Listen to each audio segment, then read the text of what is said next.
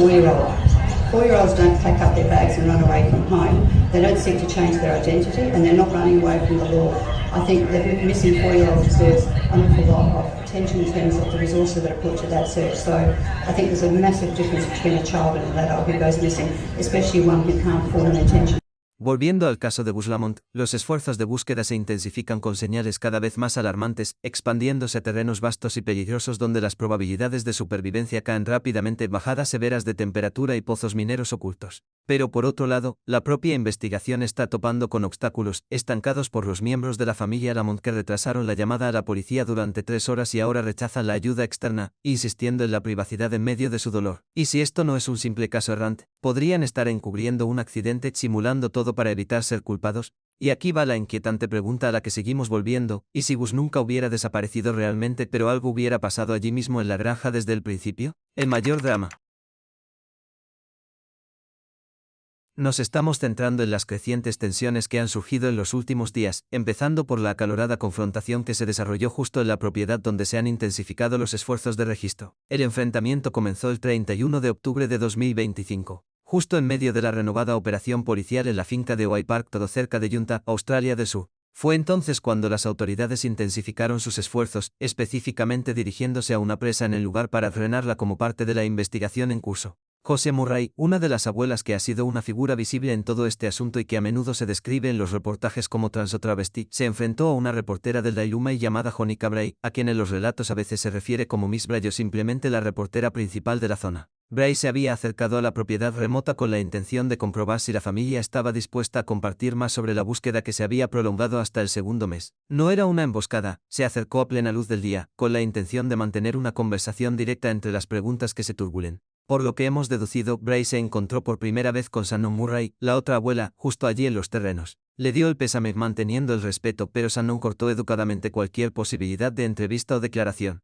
No hubo drama. Bray lo aceptó y empezó a volver a su vehículo pensando que ahí había terminado. Pero fue entonces cuando las cosas dieron un giro brusco. José apareció por el lado opuesto de la casa, pillando a todos desprevenidos, con una escopeta de bombeo en una mano y lo que parecía una sola bala en la otra. José exigió inmediatamente saber quién era ese intruso. El tono fue agresivo desde el principio, activando las alarmas. Shannon intentó calmarlo, asegurando a José que todo estaba bajo control y que la visitante ya estaba a punto de salir. Pero una vez que Bray se identificó como reportera, la reacción de José escaló rápidamente. Los informes detallan cómo José empezó a agitar la pistola, gritando órdenes que resonaban en el silencio del interior: fuera, estás invadiendo propiedad privada. Salte, salte. ¿Eres sordo? Fuera. No eran solo palabras, los gestos con el arma añadieron una capa de amenaza que convirtió una simple salida en un enfrentamiento de alto riesgo. Bray, manteniéndose serena, reiteró que efectivamente se iba, pero eso solo parecía avivar el fuego. La respuesta de José fue aún más cortante: cierra la boca y vete. Todo el intercambio se desarrolló delante de un fotógrafo que acompañaba a Bray, y naturalmente, tomaron imágenes de la escena, capturando a José en medio de un discurso de bronca, arma en mano antes de que ambos se largaran de la propiedad. La policía opinó más tarde sobre el asunto, aclarando que José había cogido la escopeta por lo que llamaron una razón legítima: aparentemente había una serpiente en el porche que había que eliminar. Y en zonas rurales como esta, eso no es inaudito. Consideraban aceptable la posesión en esas circunstancias, pero saludar y gritar. Esa parte levantó cejas. La policía de Australia Meridional no se contuvo en sus críticas al lado mediático, calificando el enfoque de conducta vergonzosa y emitiendo una severa advertencia sobre la invasión de propiedad privada. Dejaron claro que si los periodistas seguían sobrepasando los límites, habría consecuencias, denuncias e incluso arrestos. Esto no era solo una palmada en la muñeca, eso subrayó los nervios a flor de piel que se ponen en juego. Observadores y comentaristas han señalado lo extraña que se siente esta reacción en el contexto de las investigaciones de personas desaparecidas. Piensa en casos prolongados como las Saras de Ramsey o McCann. Las familias allí sufrieron un escrutinio mediático implacable, pero no se oyen historias de abuelos que se lanzan contra periodistas con escopetas. Aquí puso de relieve lo que muchos llaman una dinámica familiar intrigante. Una que está llena de aislamiento, defensividad y quizás tensiones más profundas que burbujean bajo la superficie. Las fotos de ese día, difundidas en los medios, muestran a José en el momento con el arma en alto, y es difícil no verlo como un punto de conflicto que amplifica la inquietud general que rodea la finca. Volviendo a las fases anteriores, hemos observado una serie de comportamientos que parecieron desajustados a los equipos de búsqueda y a los expertos, lo que finalmente dificultó los esfuerzos para localizar a Bus desde el principio, justo después de la desaparición el 27 de septiembre de 2025. La familia se opuso a la llegada de ayuda de formas que no sentaban bien a quienes experimentaban operaciones en la naturaleza. Llegaron voluntarios, listos para explorar el vasto terreno del interior, y los miembros de la comunidad ofrecieron recursos, cosas como manos extra para búsquedas en cuadrícula o incluso drones para barridos aéreos. Pero la respuesta fue un rotundo no. La familia insistió en que lo gestionaban internamente, lo que los especialistas en búsqueda en la naturaleza señalaron como muy inusual. En situaciones reales de desaparición infantil, las familias suelen abrir las puertas a cualquier ayuda, sabiendo que más ojos y botas sobre el terreno aumentan las probabilidades. Aquí, ese rechazo creó cuellos de botella tempranos, imitando el alcance y la rapidez de la respuesta inicial. El acceso a la propiedad en sí también se convirtió en un punto conflictivo. En esos primeros días críticos, solo se permitía la entrada a la policía, mientras que los equipos el personal del Servicio de Emergencias Estatales, se formaban para estas situaciones exactas y los ayudantes locales eran rechazados en las puertas en varias ocasiones. Esto ralentizó significativamente las búsquedas terrestres más amplias. En lugar de dispersarse por los amplios pisos de la estación ovina, los esfuerzos se limitaron, dependiendo de lo que las autoridades pudieran reunir sin el apoyo total de la familia. Significaba horas o incluso días perdidos que podrían haberse pasado limpiando zonas metódicamente. Luego está el fallo de la línea temporal que sigue apareciendo. Shannon Murray vio a Bus por última vez sobre las 17:30, pero la llamada a la policía no llegó hasta alrededor de las 20:00, con un retraso completo de 3 horas. Esa ventana generó preguntas inmediatas sobre por qué nadie inició antes una búsqueda in situ, o al menos alertó a los vecinos en la escasa red de lo opaco. ¿Se suponía que aparecería cerca? ¿O hay algo más en juego? Retrasó la movilización oficial y, en casos de niños desaparecidos, esas primeras horas son oro para encontrar nuevas pistas. La familia parecía estoica en descripciones públicas, manteniéndose unida en medio del trauma, pero la policía tuvo que ser sincera desde el principio de que las probabilidades de supervivencia disminuían con cada día que pasaba. Sin embargo, esa actitud poco cooperativa persistió en algunos puntos, limitando la expansión de las búsquedas hasta alrededor del 14 de octubre de 2025, cuando finalmente las cosas se ampliaron para incluir barridos más exhaustivos. Las conversaciones en línea han girado en torno a posibles problemas de salud mental familiar, con algunas discusiones que sugieren que esto podría explicar la actitud reservada, quizás el estrés o condiciones subyacentes que dificultan la coordinación con personas externas. No está confirmado, pero añade a la imagen de por qué las interacciones parecían tensas, afectando a cómo las autoridades podían sincronizar sus estrategias. Para añadir otra capa de opacidad, la madre de Bus, Jessica, y su hermano pequeño Ronnie desaparecieron del radar en la zona justo después de la desaparición. Los habitantes de Yunte y de los lugares cercanos no tienen ni idea de a dónde han ido, lo que complica la implicación familiar en las actualizaciones e incluso su implicación emocional en la rutina diaria de la búsqueda. No hay avistamientos, ni declaraciones, es como si también hubieran desaparecido en el fondo, dejando huecos en la narrativa que los coordinadores de búsqueda podrían haber llenado con aportaciones más directas. Toda la operación se detuvo el 16 de octubre de 2025 tras no encontrar absolutamente nada, sin restos de ropa, sin huellas adicionales, sin nada sobre lo que pivotar. Pero luego se reactivó el 30 y 31 de octubre con la presa en el centro, lo que provocó un nuevo escrutinio sobre por qué áreas clave como esos restos de agua no fueron afectadas más duramente antes. ¿Fueron restricciones de acceso, o por vacilación por parte de la familia? Estas peculiaridades alargaron colectivamente la línea temporal, convirtiendo lo que podría haber sido un rápido bombardeo de todos en un empuje tambaleante y frustrante que dejó a los expertos rascándose la cabeza. Todos estos elementos alimentan pistas más amplias que apuntan a posibles esfuerzos de ocultación, pintando un cuadro donde los accidentes o algo peor podrían haber estado ocultos desde el principio. Toma la huella solitaria descubierta cerca de la finca.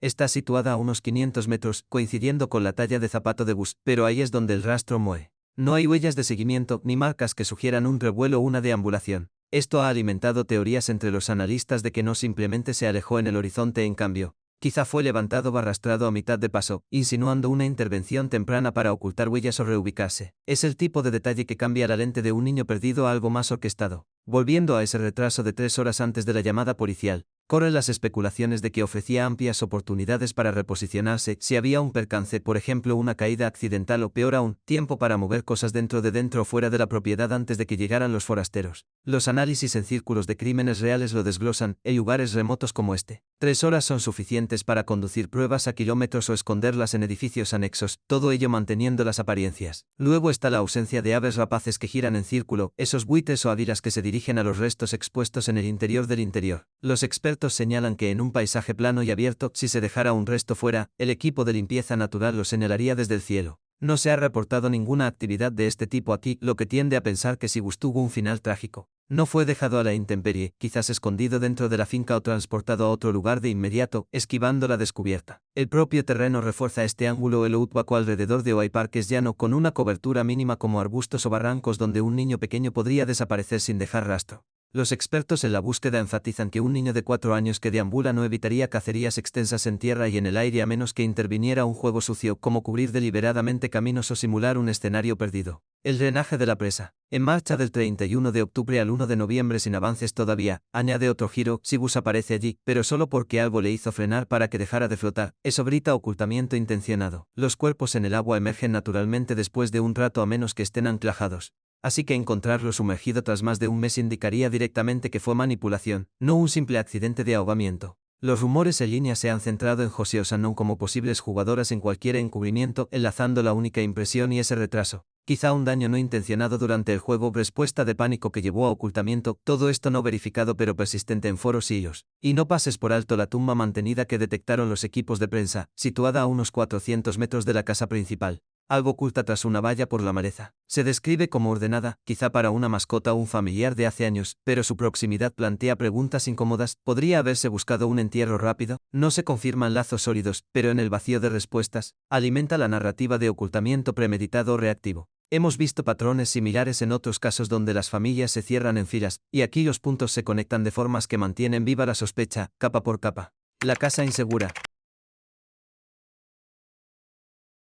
Al profundizar en los patrones observados en casos en los que miembros de la familia están implicados en desapariciones infantiles, queda claro que estas situaciones a menudo conllevan indicios previos de que algo no va bien, especialmente en el comportamiento de padres o cuidadores. Expertos en criminología señalan que, aunque la mayoría de los informes de niños desaparecidos provienen de fugados o malentendidos, una pequeña fracción implica juego sucio relacionado con la familia, y estos suelen mostrar señales de alarma como incoherencias en las historias, notificaciones tardías a las autoridades o secretismo inusual. Por ejemplo, los padres pueden mostrar tendencias controladoras, hacer amenazas veladas con llevarse al niño durante disputas de custodia, o cambiar repentinamente su estilo de vida de formas que sugieran preparación para la vida, como dejar un trabajo, vender bienes o cerrar cuentas sin explicación. Otros signos comunes incluyen antecedentes de maltrato doméstico, problemas de salud mental que no se abordan o fuertes vínculos con otro lugar donde podrían esconderse. Estos comportamientos no siempre significan que se haya intención de hacer daño, pero cuando se combinan con una desaparición, llevan a los investigadores a examinar más de cerca la dinámica del hogar.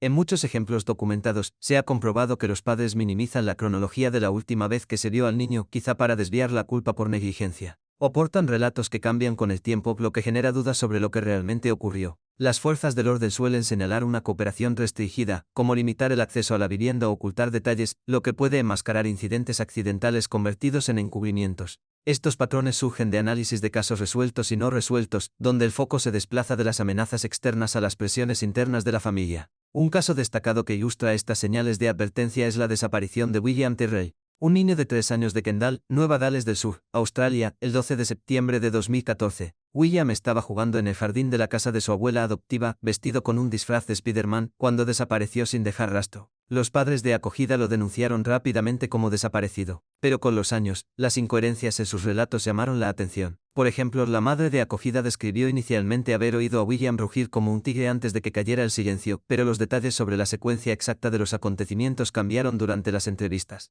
La policía señaló que la familia tenía antecedentes de implicación en servicios sociales, ya que William había sido apartado de sus padres biológicos por negligencia y puesto en acogida. Antes del incidente se informaron de relaciones familiares tensas, incluyendo la frustración de los padres de acogida con el sistema. A medida que avanzaba la investigación, surgieron más señales de alerta. La madre de acogida fue acusada posteriormente en 2024 de proporcionar información falsa o engañosa a las autoridades, aunque su condena por agresiones relacionadas a otro niño fue revocada en mayo de 2025. Los detectives revelaron en una investigación judicial en noviembre de 2024 que sospechaban que William había caído accidentalmente de un balcón de la casa y que la madre de acogida pudo haberse deshecho de los restos para evitar la rendición de cuentas. Esta teoría surgió tras años examinando registros telefónicos, declaraciones de testigos y pruebas forenses, sin que se confirmara ningún signo de secuestro. Los padres de acogida se enfrentaron a acusaciones de agredir a otro niño bajo su cuidado, incluyendo agarrar el cuello, patear y usar una cuchara de madera como arma, lo que apuntaba a un patrón de comportamiento agresivo. En mayo de 2025, un podcast llamado Readness, William Tyrrell aportó nuevos detalles, incluyendo afirmaciones sobre otras personas de interés, pero la madre de acogida pidió públicamente a la policía que investigara esas pistas en su lugar. En octubre de 2025 surgieron nuevas pistas horas, con la policía rompiendo el silencio ante posibles avances, aunque no se han encontrado restos alguno. El caso puso de manifiesto cómo los comportamientos parentales, como posibles encubrimientos de accidentes y testimonios inconsistentes, pueden retrasar las resoluciones y alimentar la sospecha pública. Expertos como detectives jubilados enfatizaron que el flujo restringido de información desde la familia desde temprano fue un indicador clave, reflejando patrones más amplios en los que los cuidadores priorizan la autoprotección sobre la transparencia. Otro caso que se relaciona con estos temas es la desaparición de los hermanos Lily y Jack Sullivan de su hogar en Lansdowne Station, condado de Pictou, Nueva Escocia, Canadá, el 2 de mayo de 2025. Lily, de 6 años, y Jack, de 4, fueron escuchados por última vez tocando por su madre, Malia Brooks Murray, antes de que ella notara que se habían ido y llamara a los servicios de emergencia. El padrastro Daniel Martel expresó públicamente sus dudas de que los niños simplemente se hubieran adentrado en el bosque circundante, sugiriendo algo más siniestro. Las señales de advertencia previas incluían informes de dificultades familiares, dificultades económicas, con dificultades que pudieron haber tensión en las relaciones del hogar. Se mencionó una investigación pendiente de los servicios de protección infantil, y algunos relatos señalaron lesiones visibles como ojos morados en familiares, aunque los detalles aún no están confirmados. Testigos se presentaron más tarde en octubre de 2025, describiendo haber oído un vehículo cerca de la casa la noche anterior a la desaparición, lo que planteó dudas sobre un posible juego sucio o la retirada por parte de alguien conocido por la familia. La policía dio detalles limitados, pero documentos judiciales sin censurar destacaban estas declaraciones, alimentando la especulación sobre implicaciones internas. A finales de octubre de 2025 no se encontraron rastros a pesar de las extensas búsquedas con perros de cadáveres, y se celebró una vigilia en Stellarton para honrar a los niños, donde la madre compartió su angustia pero aportó pocas nuevas perspectivas. El padrastro siguió alzando la voz, insistiendo en investigaciones más amplias, mientras que la madre afirmó en entrevistas que creía que los niños habían sido secuestrados, aunque no había pruebas que lo respaldaran. A noviembre de 2025 se planeaba un esfuerzo de búsqueda desesperado para mediados de mes, con el caso aún abierto y sin detenciones. Esta situación refleja señales de alerta comunes en los padres, como declaraciones familiares limitadas tras la desaparición y un historial de problemas domésticos que podrían indicar negligencia o encubrimiento de un accidente. Los criminólogos han señalado paralelismos con otros casos familiares donde el aislamiento amplificó los riesgos, y las actualizaciones policiales restringidas reflejaron tácticas que se ven cuando los investigadores sospechan de familiares cercanos pero carecen de pruebas concretas. Pasando a la situación de Buslamont, vemos indicadores más sutiles pero persistentes que se alinean con estos patrones, aunque no sean inmediatamente evidentes. La estructura familiar consistía en relaciones en capas, con tensiones acumulándose durante al menos 2 años en torno a las decisiones sobre la crianza de los hijos y las condiciones de la finca. Los abuelos José y Shannon Murray se encargaban de las operaciones diarias de la propiedad, mientras que su madre Jessica Murray residía allí con Gus y su hermano pequeño Ronnie, creando una dinámica multigeneracional que a veces llevaba a desacuerdos sobre cómo se supervisaba a los niños. Los informes indican que estos enfrentamientos contribuyeron a que algunos miembros se separaran en condiciones de vivienda, con planes para trasladarse y mejorar el acceso a la escuela en una localidad cercana como Peterborough. Esta complejidad no es inusual en familias rurales, pero plantea preguntas cuando se combina con una desaparición, ya que podría señalar tensiones no resueltas que afectan a la supervisión. El aislamiento geográfico de la estación ovina de 47,0 hectáreas, situada a 43 kilómetros del pequeño pueblo de Yunta con una población de unos 100 habitantes y a 300 kilómetros al norte de Adelaida, añade otra capa, terreno desértico llano salpicado de matorrales y matorrales, sin carreteras cercanas ni vecinos, convirtiéndola en un lugar donde los peligros pasan desapercibidos. Similar al entorno rural boscoso del caso Lee y Jack Sullivan, esta lejanía complica las búsquedas y amplifica riesgos como pozos mineros sin señalizar de los años 1890. Pozos abiertos, pozos perforados y madrigueras de animales de criaturas como los combats, donde un niño podría caer fácilmente. Los animales salvajes, aunque los dingos son raros debido a una enorme valla para perros y la matanza local, incluyen cerdos salvajes y águilas de cola en cuña que podrían suponer amenazas. Junto con oscilaciones de temperatura que van de 20 grados Celsius durante el día a cifras de un solo dígito por la noche, con fuentes mínimas de alimento o agua disponibles. Un incidente anterior en el que la abuela Shannon se separó de José mientras pastoreaba ovejas en motocicletas, confiando en el ruido del motor para reunirse, subraya los peligros de la navegación en esta vasta nada.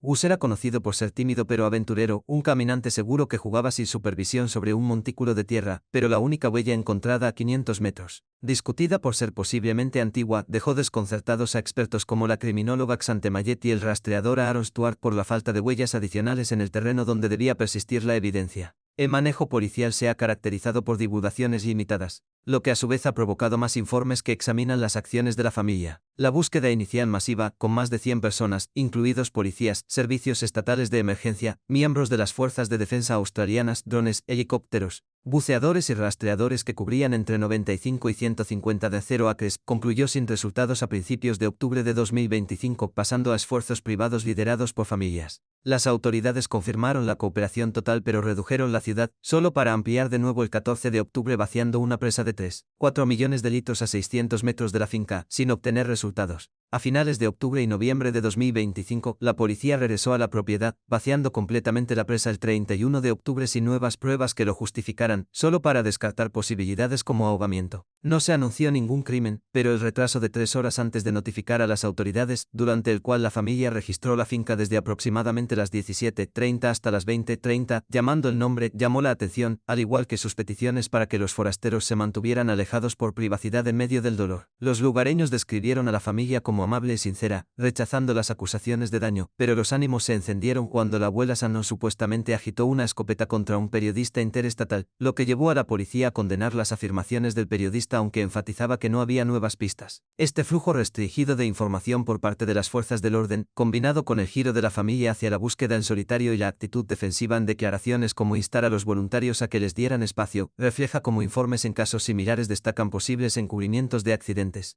Como que un niño sea atropellado por un vehículo o tractor y luego oculto en edificios auxiliares, un congelador, en montículo de tierra, o en cualquier otro lugar de la propiedad. Las comparaciones con William Tyrrell surgen por el posible tiempo acortado sin supervisión, reportado como 30 minutos pero potencialmente más, para evitar reclamaciones por negligencia, aunque el aislamiento hace improbable la implicación de extraños, con polvo visible de cualquier vehículo reduciendo esas probabilidades. Las investigaciones en curso pretenden agotar todas las vías, pero las actualizaciones limitadas han mantenido el foco en estas señales discretas. Las advertencias sobre los peligros de la finca subrayaban que los niños no estaban seguros allí, señalando tanto factores ambientales como problemas familiares. La ubicación remota del interior suponía riesgos serios, ya que su enorme aislamiento dificultaba vigilar o rescatar a cualquiera que se alejara, agravado por peligros como pozos mineros sin señalizar de la década de 1890, pozos profundos, cuellos perforados y madrigueras excavadas por animales como combats que podían atrapar a un niño pequeño sin ser vistos. Las criaturas salvajes, incluidos los jabalíes y las águilas de cola en cuña, aumentaban las amenazas, aunque los dingos eran poco comunes debido a las extensas cercas e intervenciones de los agricultores. La temperatura desciende de días templados a noches frías, junto con la escasez de recursos como comida y agua en la interminable maleza y el arbusto salado, lo que arraba aún más a los crías en peligro, ya que las posibilidades de supervivencia se desploman tras solo 72 horas en tales condiciones. En el ámbito familiar, la propiedad se consideró inadecuada para criar a los hijos, lo que contribuyó a los planes de traslado a una casa renovada en Berrien North, donde se podía garantizar el acceso a la escuela y una instalación más segura. Estas preocupaciones estaban ligadas a la opinión persistente de que la organización de la granja no proporcionaba las protecciones necesarias para los niños, alimentando la intención de trasladar a la familia por su bienestar. El padre como nuevo sospechoso. Al examinar el posible papel del padre en este desconcertante caso, una pregunta persistente destaca: ¿podría Joshua Lamont haber tenido un motivo para ocultar a la familia de su esposa, alimentado por sus crecientes preocupaciones sobre la seguridad de los niños en ese entorno tan remoto? Relatos confirmados señalan tensiones que se remontan a unos 2 años, principalmente con Josie Murray, que es la madre de Jessica y que había pasado de Roberta hace tiempo, un cambio que los locales de la zona aceptaron sin mucho problema tras la muerte del padre de Shannon, Vincent Pfeiffer. Estas disputas giraban en torno a cómo criaban a los niños y si la finca remota era un lugar seguro para ellos, lo que llevó a Joshua a establecer su propia vivienda en Berrien North, a unos 100 kilómetros, mientras mantenía una relación de tipo viajero con Jessica. Visitaba la propiedad pero se negaba a vivir allí a tiempo completo por estos problemas, y un amigo de la familia lo respaldó señalando la firme convicción de Joshua de que el entorno representaba peligros reales para Gus y su hermano Ronnie, de 1 año, como el aislamiento. Los pozos mineros sin señalizar de los años 1890, los pozos perforados, las madrigueras de animales, criaturas salvajes como cerdos salvajes o águilas de cola en cuña, y caídas bruscas de temperatura desde días templados hasta noches heladas con poca comida o agua cerca. Esta situación significaba que Joshua se encargaba de las reformas de una modesta casa de 2 habitaciones que compró por $89,000 en Berrien North, cerca de Hamilton, convirtiéndola en un piso para reformar con el claro objetivo de trasladar a toda la familia allí para lograr más estabilidad y facilitar el acceso a la escuela en Peterborough. ya que consideraba la situación actual insostenible y arriesgada para los niños. Los registros policiales confirman que la noche en cuestión, los agentes tuvieron que despertarle en su casa separada horas después de la alerta inicial, y se unió a los primeros esfuerzos de búsqueda con los servicios de emergencia estatales antes de retirarse para quedarse con familiares en Adelaida, donde su hermano Samuel describió que no estaba en condiciones de hablar con nadie debido al dolor abrumador. Un conocido músico fue más allá, afirmando abiertamente que Joshua es completamente inocente, enfatizando su carácter como amable y fiable. En cuanto a los rumores, algunos detalles no verificados en la cobertura sugieren que los enfrentamientos con José se intensificaron en parte por su transición, aunque no hay pruebas sólidas que relacionen esto directamente con hostilidad, y parece más bien ruido de fondo en la dinámica familiar. Chispers también aborda la frustración de Joshua con la personalidad más introvertida de Jessica, que choca con su naturaleza extrovertida como líder de una banda country llamada The Kutnekes, que evolucionó desde sus primeros días en una banda de metal llamada Red Dan, lo que podría añadir capas a su vida de viajero al trabajo. Hay indicios en algunos relatos de que Joshua estaba furioso después, echando la culpa a quienes cuidaban de los niños en la granja, y también surgen presiones económicas, ya que carecía de un trabajo estable y dependía de actuaciones de banda ocasionales, lo que podría haber amplificado su impulso por trasladar a todos lejos de lo que él consideraba un entorno inestable. Estos elementos no confirmados dibujan un cuadro de resentimiento creciente, pero no llegan a demostrar ninguna escalada hacia algo dañino, volviendo en cambio a su preocupación principal por el bienestar de los niños. Todo esto alimenta el motivo ligado a la profunda preocupación de Joshua por la seguridad de sus hijos, que según los informes destaca constantemente como la fuerza motriz detrás de sus acciones y actitudes. Este motivo de ansiedad protectora se refleja en declaraciones confirmadas de amigos que recuerdan que calificó la propiedad de francamente peligrosa, impulsando una mudanza familiar completa para eliminar esos peligros y resolver las separaciones que tensaban a todos los implicados. Incluso en los rumores no verificados, esta preocupación surge constante, con sugerencias de que sus problemas financieros y su estilo de vida en la banda le hicieron aún más decidido a proteger a los chicos de lo que él percibía como condiciones negligentes o arriesgadas en la granja, aunque nada hace que estas preocupaciones se conviertan en una malicia demostrada. Es esta mezcla de miedos verificados y frustraciones susurradas lo que sitúa su motivo como uno basado en la protección, lo que podría llevar a medidas extremas si se sintiera acorralado por los conflictos no resueltos. Pasando a la hipótesis de que Joshua podría haber ocultado a Gus, en varios informes se explora esta posibilidad de que él haya tomado medidas para sacar al niño de la granja y protegerlo de esos peligros percibidos, quizás montando todo para forzar una resolución de las disputas familiares sin una confrontación abierta. Esta idea se basa en su convivencia separada, dándole la distancia para planear algo como alejar a Gus durante una de sus visitas o mediante algún esfuerzo coordinado, y luego ocultarlo en la propiedad de Bel Alienor en otro lugar para empujar a Jessica y los demás a mudarse de forma permanente. Expertos en criminología han establecido paralelismos con otros casos en los que los padres esconden hijos en medio de batallas por la custodia o por temores de seguridad, aplicándolo aquí como que Joshua podría no ver otra forma de romper el ciclo de enfrentamientos con José sobre la crianza de los hijos y la idoneidad de la propiedad.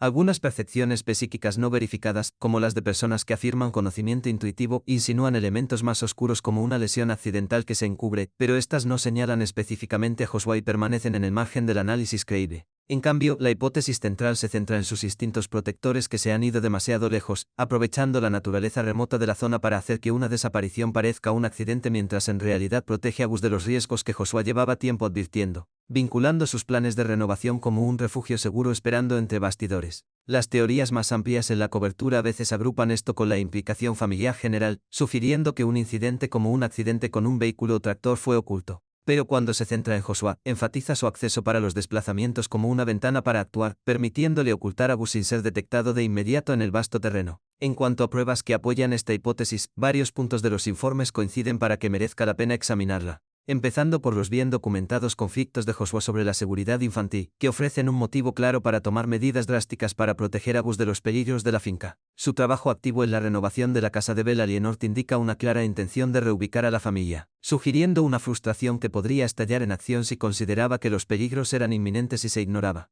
El hecho de que estuviera a 100 kilómetros la noche en que Gus desapareció le da una coartada a primera vista, pero también abre la oportunidad de planificar previamente, quizá durante visitas recientes, para sacar y esconder al niño sin estar en el lugar en el momento exacto. Esa ventana de 3 horas en la que la familia registró la propiedad por sí misma desde las 17:30 hasta las 20:30 antes de llamar a las autoridades, pone en evidencia los análisis de expertos, ya que refleja patrones en otros casos donde el tiempo se utiliza para coordinar un encubrimiento o traslado que podría involucrar a Joshua de forma remota. Las reflexiones de criminólogos, como las de Nicole Morris, Subrayan cómo el paisaje extenso y sin rasgos del interior puede borrar fácilmente las huellas, apoyando la idea de que Bus podría haber sido trasladado fuera de la propiedad sin dejar señales evidentes, como la única huella discutida hallada a 500 metros de distancia que los expertos debaten como posiblemente no relacionada o antigua. El detective retirado Gary Hubelin ha comentado cómo las fuerzas del orden a menudo ocultan detalles cuando persiste la sospecha familiar, y aunque nada acusa directamente a Joshua, su supuesta furia posterior y el impulso por unir a la familia bajo su techo insinúan un plan de protección que se descontroló.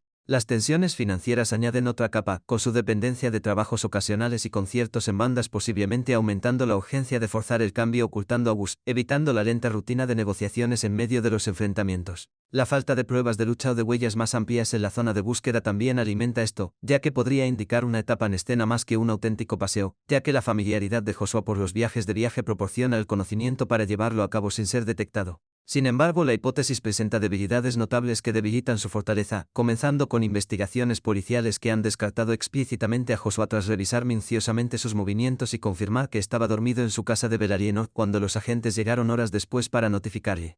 Sin vínculos forenses ni testigos que lo vincularan con la propiedad en el momento crítico, expertos como Ronald Boland y Gary Hubelin subrayan que el propio entorno, lleno de agujeros de combate, vastos matorrales y terreno plano e interminable, explica la ausencia de rastros mucho mejor que cualquier ocultación deliberada de Joshua, señalando los accidentes naturales como la causa más probable. La cooperación general de la familia, incluyendo que Joshua interviniera en esas primeras búsquedas nocturnas junto con los servicios de emergencia, va en contra de la idea de un encubrimiento calculado, al igual que la defensa de los lugareños y amigos cercanos que lo describen como una persona amable y sincera, incapaz de tal acto. Operaciones masivas de búsqueda que involucraron a más de 100 personas, drones, helicópteros, buceadores y rastreadores en 95 a 150. 0 acres no arrojaron nada incriminatorio, y esfuerzos posteriores como el drenaje de una presa de 3,4 millones de litros a 600 metros de la finca el 14 de octubre de 2025 y luego vaciarla completamente de nuevo el 31 de octubre de 2025 para limpiar las plantas de malas hierbas y descartar ahogamientos. No arrojaron pruebas de juego sucio ni de implicación oculta por parte de Joshua. Los informes confirman que la policía no encontró nada relevante en la reanudación de estos registros, enfatizando su objetivo de agotar todas las posibilidades sin trasladar la culpa a los familiares. Las comparaciones con otros casos como William Tyrrell ponen de manifiesto cómo la especulación puede causar dolor innecesario a partes inocentes, y las teorías psíquicas no verificadas carecen de respaldo tangible que le implique.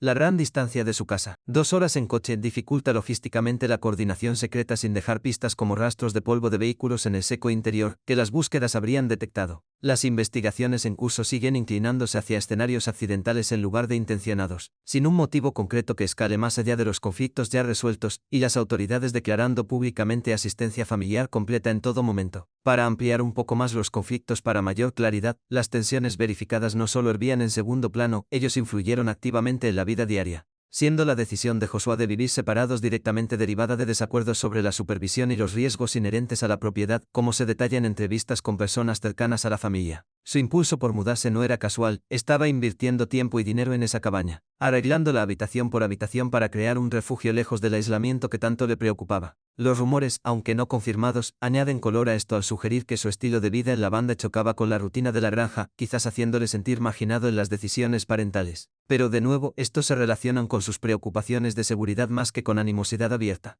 El motivo de la preocupación por los niños aparece repetidamente en estos relatos, con Joshua expresando temores sobre todo, desde animales salvajes hasta la falta de ayuda cercana en emergencias, impulsando su visión de un nuevo comienzo en Belarienor, donde la escuela y la comunidad pudieran ofrecer más protección. En la hipótesis de ocultar a Bus, este ángulo protector tiene sentido sobre el papel, ya que podría explicar un intento desesperado de evitar el estancamiento con Josie. Pero depende mucho de suposiciones sin vínculos duros. Puntos de apoyo como el retraso en la búsqueda generan intriga, ya que los expertos señalan que tales huecos suelen permitir ajustes en historias o movimientos, y la ausencia de Joshua podría encajar en una narrativa de planificación previa, especialmente con su conocimiento del terreno gracias a los desplazamientos regulares. Sin embargo, las debilidades se acumulan fuertemente desde las autorizaciones policiales hasta los infructuosos drenajes de presas que descartaron pruebas ocultas, subrayando cómo los factores ambientales por sí solos podrían explicar el misterio sin necesidad de señalar a Joshua. Los testimonios de amigos refuerzan esto pintándolo como devastado más que engañoso, y la ausencia de señales de terceros mantiene el foco en los accidentes por encima de los esquemas. El suspenso de Benjamin. Mientras unimos los hilos sobre cómo la desaparición de Benjamin podría enlazarse con el panorama general con Gus Lamont para la profundización de nuestro canal, empecemos exponiendo el estado más reciente de Benjamin hasta ahora. El 2 de noviembre de 2025. No se están reportando nuevos avances públicos más allá de lo que salió a principios de octubre. Los esfuerzos de búsqueda se redujeron el 3 de octubre de 2025 tras una semana sólida de trabajo en la obra, y luego estuvo esa llamada renovada de la policía el 10 de octubre de 2025. Pidiendo pistas de personas que pudieran haber visto algo. La policía de Australia Meridional sigue expresando serias preocupaciones por su bienestar, y todo el asunto se está gestionando a través de su unidad de investigación de personas desaparecidas. No han encontrado restos ni nuevas pruebas en las semanas siguientes, y las apelaciones siguen en marcha centradas en posibles avistamientos a lo largo de ese tramo de la Stuart Way que conecta Port Auguste y Guiendambo. En esos informes de octubre, la operación incluía equipos de policía, voluntarios de los servicios de emergencia estatales y algunos rastreadores locales que avanzaron por la zona, pero tuvieron que retirarse debido a las duras condiciones de allí, como el terreno irregular que dificulta moverse y la densa cobertura aérea que bloquea la visibilidad desde arriba. No hemos oído hablar de búsquedas de seguimiento que se reinicien a finales de octubre ni a principios de noviembre de 2025. Así que el caso sigue en esa fase en la que dependen de pistas del público mientras mantienen el expediente activo. Pasando al desglose paso a paso de cómo desapareció Benjamin, todo comenzó la tarde del 26 de septiembre de 2025 cuando fue visto por última vez en la Stuart Way, al sur de Guiendambo, en esa parte remota del norte de Australia del Sur. Este tipo de 40 años iba por la carretera, y los camioneros que estaban allí ese día notaron un Hyundai hatchback azul cizareando de forma impredecible, lo que llamó su atención lo suficiente como para informarlo más tarde. Ese vehículo resultó ser clave porque apareció abandonado al día siguiente, 27 de septiembre de 2025, escondido en algún arbusto cerca de Berryramina, justo al borde de ese paisaje desolado. Una vez que las autoridades se enteraron del coche abandonado, comprobaron las matrículas y lo conectaron directamente con Benjamin, lo que provocó la respuesta completa. Pusieron en marcha una gran operación con agentes, voluntarios de emergencia y esos expertos de la zona que conocen el lugar, y empezaron a rastrear los alrededores, detectando huellas y otras marcas que sugerían que alguien había salido a pie desde el lugar. El terreno allí no es ninguna broma, todo irregular y difícil de navegar, con esa densa capa de vegetación en la parte superior que convierte cualquier barrido aéreo en un juego de adivinanzas. Los detalles sobre el propio Benjamin son bastante escasos en los relatos, ya que se limitan principalmente a su edad sin entrar en detalles de altura, complexión o lo que llevaba puesto, aunque la policía ha difundido su imagen para ampliar la red de reconocimiento. Ahora, entrelazando las conexiones con la situación de Gus Lamont, la coincidencia destaca de inmediato con las fechas tan ajustadas. El coche de Benjamin apareció abandonado esa misma mañana del 27 de septiembre de 2025, mientras que Gus desapareció del radar ese mismo día desde la casa de su familia cerca de Junta, que se encuentra a unos 300 kilómetros al sureste de donde se desarrollaba la acción en Guiendambo. Ambos lugares están enterrados en lo profundo de ese interior de Australia del Sur, ese tipo de vacío abierto donde las distancias lo engullen todo y el aislamiento es la norma, así que naturalmente ese telón de fondo compartido hace que la gente trace líneas entre ambos. Los altos mandos de la policía, como el subcomisario Lamparrot, incluso los agruparon en una de esas primeras reuniones, repasando las búsquedas activas de ambos pero dejando claro que en ese momento no había nada concreto que indicara una conexión. Las investigaciones se han mantenido en paralelo desde entonces, con equipos que las tratan como asuntos independientes, incluso cuando el murmullo público acerca la coincidencia de que dos personas desaparecieran en el mismo rincón accidentado del estado en cuestión de horas. Para Benjamin, el foco se centró en ese corredor de carretera desde Guiendambo hacia Pinma o incluso Port Augusta en diferentes informes. Una ruta cargada de tráfico largo pero con poca vista en las partes fuera de carretera donde acabó su coche. Ese lugar de abandono cerca de Berryramina lo sitúa en una zona de extensión llana y matorral difícil para sobrevivir sin equipo, reflejando los obstáculos ambientales que complicaron la respuesta. Profundizando en la secuencia de Benjamin, tras esos avistamientos iniciales de los camioneros el 26 de septiembre, la cronología avanza hasta el descubrimiento del coche al día siguiente, que realmente encendió la mecha para la campaña oficial. Las autoridades no perdieron tiempo, se movilizaron rápidamente reuniendo recursos para dispersarse desde el vehículo y perseguir esas señales de suelo, pero el entorno se defendió en cada paso, con su mezcla de parches rocosos y densa vegetación sobre sus cabezas que dispersa la luz y oculta detalles. Para el 3 de octubre de 2025, ya habían dado por terminado la fase intensiva, reconociendo los límites de lo que las personas sobre el terreno podían lograr en ese sistema, y se habían centrado en apoyarse en la participación de la comunidad. Luego llegó la actualización del 10 de octubre sobre la apelación, donde redoblaron la necesidad de cualquier fragmento de información, especialmente de conductores que pudieran haberse cruzado con él o notado algo fuera de lugar en esa carretera. Al llegar el 2 de noviembre, ese patrón de espera persiste, con el equipo de personas desaparecidas manteniendo el expediente caliente pero sin titulares sobre el progreso. Las preocupaciones sobre el bienestar no han disminuido, dadas las duras realidades de la exposición en el exterior, pero sin nuevas pistas, todo se reduce a esperar ese único aviso que pueda descifrarlo. En cuanto a la conexión, la forma en que estos dos casos se rozaron en las ruedas de prensa muestra cómo la policía estaba manejando varios misterios del interior a la vez, con Parrott respondiendo preguntas sobre ambos durante ese periodo de actualización. Expuso lo básico, las búsquedas en curso, los recursos comprometidos, pero evitó mezclarlos, subrayando la ausencia de hechos que los unieran. Sin embargo, la dispersión geográfica es notable, ya que los últimos movimientos conocidos de Benjamin se sitúan cerca de esa arteria norte, mientras que el lugar de cerca de Junta la arrastra hacia el este en zona de ovejas, aún bajo ese mismo paraguas de retos remotos de Australia del Sur. La brecha de 300 kilómetros no es poca cosa, pero en términos de UPACO, es un camino directo que teóricamente podría conectar si hubiera movimiento, aunque las ondas no se han fusionado. Para Benjamin, la conducción errática señalada por esos testigos añade una capa al enigma, sugiriendo quizá angustia o desorientación antes de que el coche desapareciera de la red, y el lugar de hallazgo en matorrales recuerda al tipo de bolsillos ocultos que salpican la región. Podemos rastrear el camino de Benjamin con más detalle a partir de los informes, empezando por aquel viaje vespertino del 26 de septiembre, capturado por los camioneros mientras el Chaco azul cizareaba por Stuart, una veta principal que atraviesa el norte. Para el día 27, la única presencia del vehículo en la maleza de Kirramina señaló el cambio de un viaje rutinario a una alerta total, lo que provocó el rastreo que confirmaba la propiedad. La búsqueda que siguió no fue a pequeña escala. Lanzaron personal a la investigación, incluidos aquellos expertos en rastreo que se centraron en las huellas que quedaban, pero la topografía irregular y la densidad del dosel la convirtieron en una lucha sin recompensa. Reducir el 3 de octubre significó reasignar al trabajo administrativo y la divulgación pública, lo que llevó al empuje del 10 de octubre, donde reiteraron el enfoque en la carretera y a urgente necesidad de avistamientos. Avanzando hasta ahora, 2 de noviembre, se mantiene el silencio en los nuevos frentes, con la unidad aún vigilando pero sin anuncios que alteren las cosas. Volviendo al ángulo de Gus, el momento simultáneo del 27 de septiembre es el paralelo más marcado, con el coche de Benjamin emergiendo justo cuando la otra alerta aumentaba, ambos en ese implacable interior donde los recursos se escasean.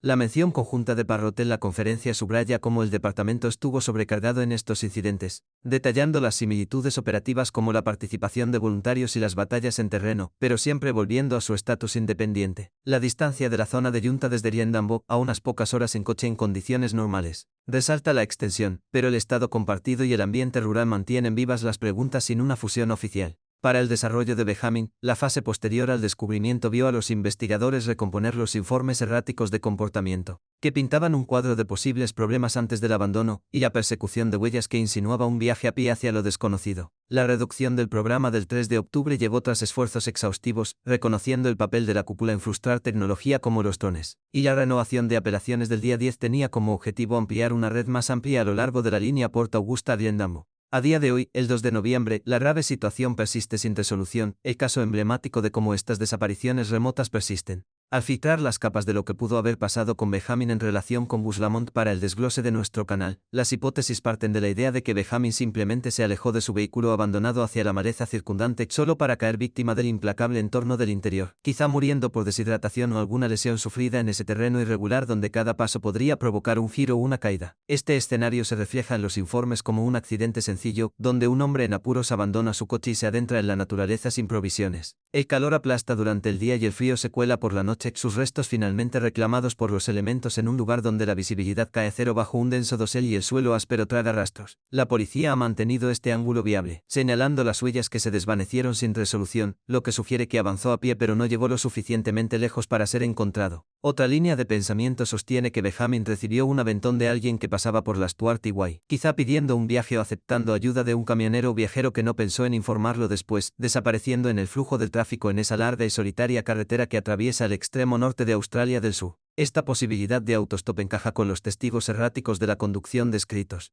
lo que implica que estaba en un estado de confusión o urgencia que le llevó a abandonar el coche y buscar ayuda, quizás terminando lejos de la zona de búsqueda sin dejar rastro. Las autoridades no han descartado esto, dejando margen para la posibilidad de que esté vivo en algún lugar, que se haya marchado de forma involuntaria o no, aunque nadie ha dado avistamientos que lo respalden. Profundizando en las posibilidades, los comunicados policiales enfatizan que están considerando todas las vías, desde un juego sucio en el que alguien podría haberle hecho daño hasta un accidente simple como un episodio médico al volante que le llevó a parar y alejarse. Pero nada concreto lo vincula a un camino sobre otro, manteniendo el caso en ese frustrante limbo donde las pistas se desvanecen sin una narrativa clara. Este enfoque abierto refleja el pilar de los crímenes reales en las investigaciones que se protegen contra suposiciones, especialmente en lugares remotos donde las pruebas se erosionan rápidamente bajo el viento y el sol. Las conversaciones públicas han generado ideas de un vínculo con Bus Lamont, imaginando escenarios en los que Benjamin se cruzaba con el chico, quizá tropezando con él o incluso participando en su desaparición. Un encuentro fortuito en el vasto vacío que se volvió trágico deliberado. Vemos esto en la cobertura donde la gente especula sobre Benjamin como un testigo participante involuntario, su desaparición coincidiendo tan ordenadamente en el tiempo que plantea preguntas sobre destinos compartidos en el dominio del interior. Un paso más oscuro, algunas hipótesis presentan a Benjamin como potencialmente implicado en el secuestro de Bus como un desconocido, aprovechando esos informes de su conducción inestable como señal de un comportamiento errático que podría escalar a algo siniestro. La proximidad de citas alimentando visiones de él desviándose y cruzándose con la remota finta del chico. Este ángulo de peligro extraño recuerda a los tópicos clásicos del true crime, donde un vagabundo viajero angustiado se convierte en el coco, aunque depende únicamente del tiempo sin vínculos más duros. Han surgido temores en torno a una conexión más ominosa, pintando a Benjamin como este hombre de ojos desorbitados cuyo camino podría haber convergido con el de Bus de alguna manera retorcida, una figura fuera de lugar en el desierto que podría haber llegado y alterado todo. Pero las autoridades han cerrado esto en plano, insistiendo en que no hay pruebas que lo respalden, instando contra conjeturas disparatadas que enturbian las cosas. Este desprecio pone de manifiesto cómo la especulación puede correr desenfrenada en estos casos, inspirándose en la inquietante coincidencia de dos personas que se evaporan en el mismo estado en días seguidos, pero con los pies en tierra por la falta de solapamiento en sus senderos. Finalmente, otras teorías tienden hacia pura casualidad, dos eventos no relacionados que subrayan los peligros de las regiones remotas de Australia, donde la propia tierra actúa como antagonista, cobrando vidas por aislamiento y exposición sin necesidad de intervención humana. Esta visión trata los casos como tragedias paralelas, cada una un recordatorio de cómo la escala del interior puede borrar a las personas sin conspiraciones. La historia de Benjamin, un reflejo de peligros más amplios como el golpe de calor o perderse en la maleza que parece igual en todas direcciones.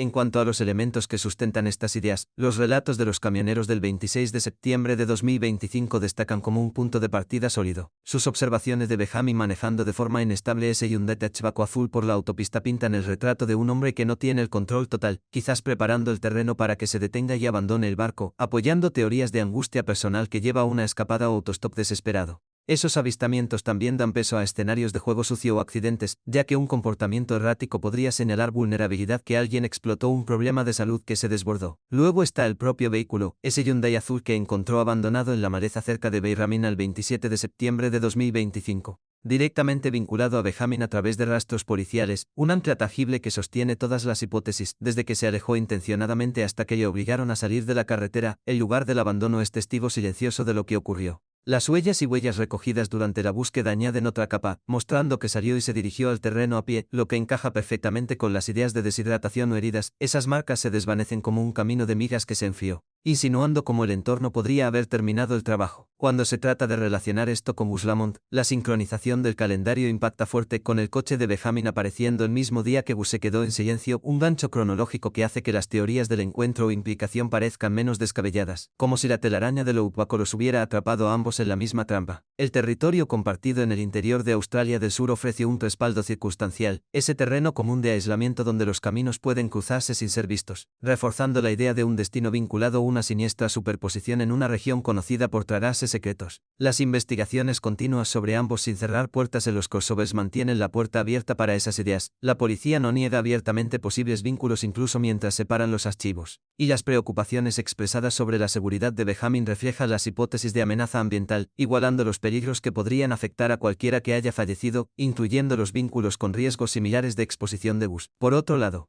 las piezas que ponen huecos en estas conexiones comienzan con la ausencia total de cualquier puente sólido detectado por los investigadores, sin hilos forenses o de testigos que entrelacen el camino de Benjamin hacia Bus, dejando hipótesis sin fundamento. La cita directa del subcomisario Amparrot en esas primeras actualizaciones lo confirma, diciendo que en ese momento no tenían nada que indicara un vínculo pero mantenían las opciones amplias, una afirmación que socava los lazos especulativos al fundamentar los casos en un caso aislado. Los resultados de búsqueda no encontraron ninguna evidencia cruzada, ni huellas compartidas ni objetos que pudieran vincular a ambos, haciendo que las ideas de secuestro o encuentro parecieran estiramientos sin respaldo. Las huellas de Benjamin no se extendían hasta él ni se desviaban hacia la zona de Bus, apagándose en su propia burbuja, lo que corta cualquier intersección física y debilita las siniestras teorías del enlace. Los propios lugares cuentan una historia diferente. Benjamin está ligado al corredor de la Stuart Way desde Riendambo hasta Port Augusta, mientras que el lugar de bus en la estación Oak Park cerca de Junta se encuentra al sureste, una gran distancia a través de un terreno difícil que hace improbable los encuentros fortuitos sin pruebas claras de viaje. La ausencia de indicios de juego sucio en cualquiera de las investigaciones erosiona aún más las hipótesis más oscuras, sin señales de lucha o interferencia que sugieran la implicación de Benjamin o un perpetrador compartido.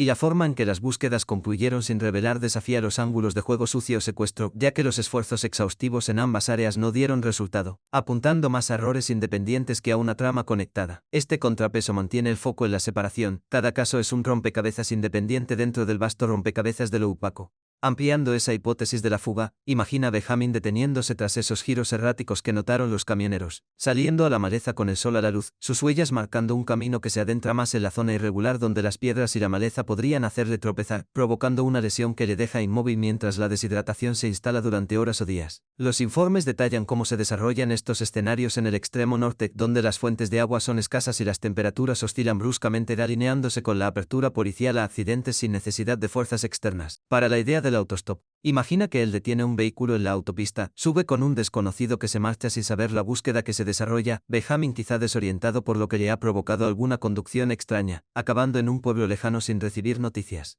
Esto encaja con el papel de la autopista como centro de transporte con innumerables camiones que pasan a diario, cualquiera de los cuales podría haber ofrecido ayuda no declarada. La opción de juego sucio permanece en segundo plano, quizá un enfrentamiento al borde de la carretera o algo más calculado. Pero la falta de detalles la mantiene vaga, la policía la trata como una casilla a marcar más que como una pista a perseguir. En el ámbito de la conexión con Gus, la especulación de que Benjamin se topa con el chico evoca imágenes de él desviándose de su ruta, quizá perdido, y cruzando hacia la zona de la granja, un encuentro accidental que se descontrola, aunque la distancia hace que sea una posibilidad remota. La teoría del secuestro lo intensifica, con el estado reportado de Benjamin sufriendo una inestabilidad que podría manifestarse en llevarse a Gus. Marcharse en ese coche azul antes de abandonarlo, pero de nuevo, no hay rastros que conecten los puntos. El término de ojos desorbitados en algunos relatos añade una imagen escalofriante, un hombre que parece desquiciado y que podría haber representado una amenaza. Descartado por las autoridades como alarmismo infundado. La teoría de la coincidencia lo fundamenta todo, dos hombres perdidos por la indiferencia del país, Benjamin por su vagabundo por la maleza, Gus por sus propios peligros, sin ataduras más allá del calendario y las fronteras del Estado. Apoyando esto, esos avistamientos de conductores forman un preludio de inestabilidad, el comportamiento del coche de Benjamin como una señal de advertencia de problemas que se avecinan, rastreables al abandono que consolida su salida de la carretera. El lugar donde se encuentra el vehículo cerca de Girramina actúa como pivote. La policía lo conecta rápidamente para iniciar cacerías que descubren esas huellas, prueba de su camino a pie hacia un posible desastre. El ritmo del día de bus se centra en la sincronicidad, un gancho para destinos conectados, mientras que el espacio compartido de lo opaco ofrece un lienzo para solapar. Las ondas que corren paralelas y cierres sugieren margen para descubrir, y las alarmas de bienestar están relacionadas con amenazas medioambientales comunes a ambos. La búsqueda terminó, la redada continuó.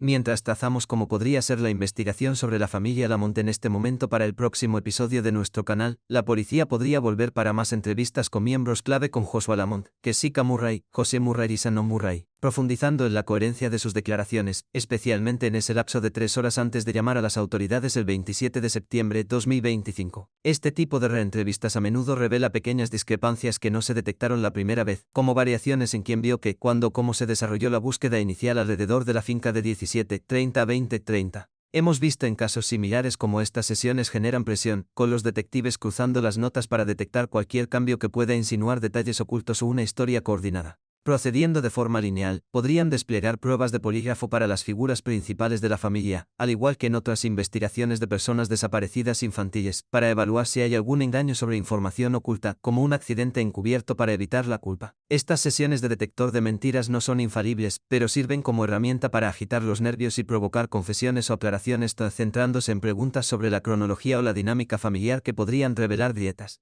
A continuación, los investigadores probablemente se adentrarían en datos telefónicos, mensajes de texto e historial de movimientos de toda la familia, verificando ubicaciones y comunicaciones el día que Gus desapareció, incluyendo que Joshua estaba a 100 kilómetros y solo recibiría notificaciones más tarde. Este paso de la informática forense rastrea llamadas, señales hecho el uso de aplicaciones para confirmar coartadas, como si Joshua realmente estaba dormido en su casa de Belary en Hortos y hubo contactos no reportados que sugieren coordinación durante ese retraso. Sabemos por patrones en estas consultas que los mensajes se eliminaron indeterminados o patrones inusuales suelen marcar en rojo, lo que lleva a órdenes para un análisis más profundo del dispositivo. A continuación, parecen probables búsquedas adicionales en la propiedad de la estación o iPad, posiblemente con perros de cadáveres o radares de penetración terrestre tras el drenaje de la segunda presa el 31 de octubre de 2025, que no encontrara nada, con el objetivo de descartar lugares ocultos como dependencias, el montículo de tierra o madrigueras donde algo podría haber estado oculto. Estas continuaciones se basan en esfuerzos previos, con especialistas que buscaron metódicamente en las áreas en la masiva operación inicial que cubrió entre 95 y 150 de 0 acres con drones, helicópteros y rastreadores. Profundizando, la investigación podría extenderse a registros financieros e historial familiar, examinando los conflictos entre Joshua y José sobre la seguridad de los hijos para evaluar posibles motivos, como cubrir un accidente o que se agraven disputas internas. Esta verificación de antecedentes recopila extractos bancarios, escrituras de propiedad o informes anteriores para ver si problemas económicos o planes de reforma en la casa de Joshua añadieron tensión, quizás empujando a alguien a montar un escenario para forzar cambios sin consecuencias legales. Luego anticipamos monitorizar el comportamiento posterior al evento, como la negativa de la familia a ayudar voluntariamente y sus súplicas de privacidad, lo que podría desencadenar vigilancia discreta para detectar acciones extrañas, como viajes inusuales o comunicaciones que no coinciden con el duelo. Este ojo atento a menudo revela patrones, como cuando las familias se alejan para ocultar estrés o incoherencias en su fachada pública. La colaboración con criminólogos como Xante Mayet podría entrar en juego, analizando pruebas como la huella única en disputa a 500 metros y la ausencia general de huellas, lo que podría llevar a volver a interrogar a la familia sobre la línea temporal.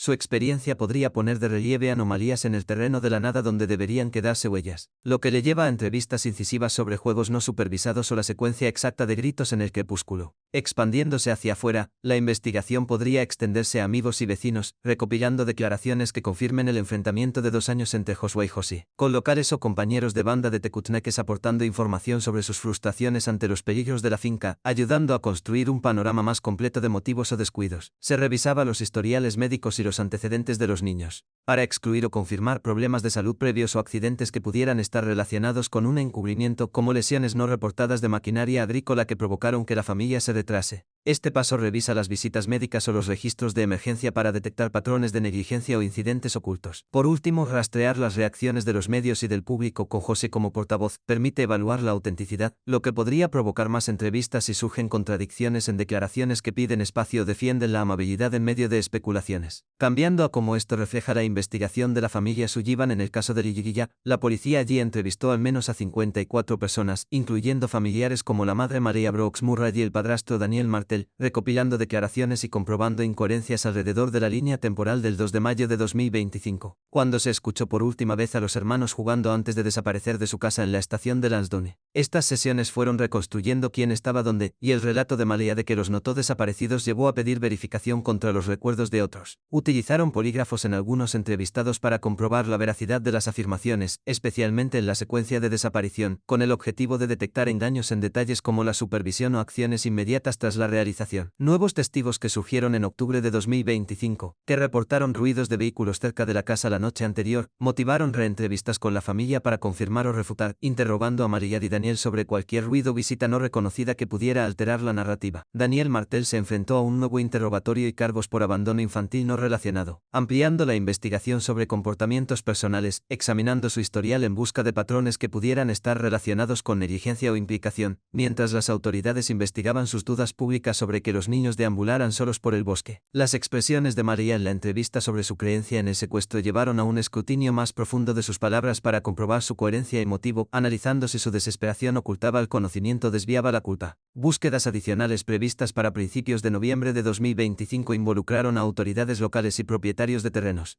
similares a revisiones de propiedades en casos de desaparición, rastreando la zona boscosa alrededor de la casa modular con perros de cadáveres tras los primeros esfuerzos en mayo y octubre que no encontraron restos. La vigilia del 1 de noviembre de 2025 en Stellarton, a la que asistió la familia, ofreció una oportunidad de observación, con la policía posiblemente observando reacciones o recogiendo pistas de la multitud que honraba el cumplido 6 meses desde la desaparición de los hermanos. La investigación incluyó la revisión de registros familiares, la detección de dificultades económicas y una investigación pendiente de los servicios de protección infantil antes de la desaparición, evaluando si tensiones como la deuda influyeron en eventos o provocaron encubrimientos. La policía desestimó algunas afirmaciones de testigos no verificados, reenfocándose en las declaraciones familiares para descartar implicación interna o ocultación en la casa, priorizando sus relatos para analizar posibles accidentes ocultos como fugas. Colaboraron con grupos comunitarios y de búsqueda, pero mantuvieron el escrutinio familiar central, eliminando posibilidades de accidentes o de montajes en la estación de Lansdowne mediante interrogatorios repetidos. Vigilar las respuestas públicas, como el escepticismo de Daniel sobre que los niños no entraron solos en el bosque, provocó un análisis más profundo de sus declaraciones, indagando en busca de inconsistencias que pudieran revelar hechos ocultos o escenarios alternativos. Al exponer esto, vemos que la investigación de Lamont potencialmente refleja el enfoque metódico de Sullivan en la familia, empezando con entrevistas que reflejan la barrida de 54 personas, construyendo hasta polígrafos como los usados allí para probar líneas temporales. Los informes del vehículo testigo de Sullivan paralelamente a posibles reinterrogatorios de Lamont sobre los retrasos, mientras que los cargos de Martel destacan cómo se diseccionan las historias personales. De forma similar a los conflictos de Lamont, el escrutinio de las reclamaciones de secuestro de María se alinea con la evaluación de las reacciones mediáticas de Lamont, y las búsquedas de noviembre en Sullivan reflejan los esfuerzos en curso en OIPA. La vigilia de observación se vincula con la monitorización posterior al evento, excavaciones financieras, comprobaciones de historial de coincidencia, reclamaciones desestimadas, reenfoque en la familia como posibles investigaciones de ocultación de Lamont. Vínculos comunitarios priorizan asuntos internos y análisis de dudas públicas, ecos, cronogramas de reexámenes. Este paralelo lineal subraya los flujos estándar de investigación de crímenes reales, apilando cada paso pruebas o exclusiones. A concluir nuestra investigación en este caso, la conclusión clave es la que más se nota: los conflictos familiares no resueltos pueden convertirse en peligros reales para los niños atrapados en medio. En situaciones como esta, las tensiones sobre la crianza o las condiciones de vida no solo se acumulan, sino que pueden provocar descuidos, retrasos en la acción o incluso encubrimientos que ponen en riesgo vidas de jóvenes. Hemos visto cómo una espera de 3 horas antes de llamar a la policía hizo saltar sospechas, y la presión por la privacidad después solo alimentó dudas sobre lo que podría haberse ocultado. Es un recordatorio contundente de que cuando los adultos chocan sin resolución, los más vulnerables pagan el precio, ya sea por negligencia o por algo más deliberado. Pero aquí es donde nos detenemos y nos preguntamos, ¿podría la observación más cercana y el apoyo temprano haber cambiado el resultado? ¿Y si amigos, vecinos o incluso las autoridades hubieran intervenido antes para detectar las señales de alerta, como disputas en curso o entornos inseguros, y hubieran ofrecido mediación o comprobaciones? En los colapsos de crímenes reales, a menudo nos remontamos a esas señales perdidas, donde la intervención podría haber evitado tragedias. Sin embargo, la dificultad radica en la ejecución. Las familias protegen su privacidad con ferocidad, y detectar las brechas internas desde fuera no es sencillo. ¿Cómo equilibras el respeto a la autonomía con la ayuda proactiva? Especialmente en zonas remotas donde el aislamiento amplifica los problemas, existen recursos para asesoramiento familiar o comprobaciones de bienestar infantil, pero acceder a ellos requiere conciencia y voluntad, que no siempre están ahí hasta que es demasiado tarde.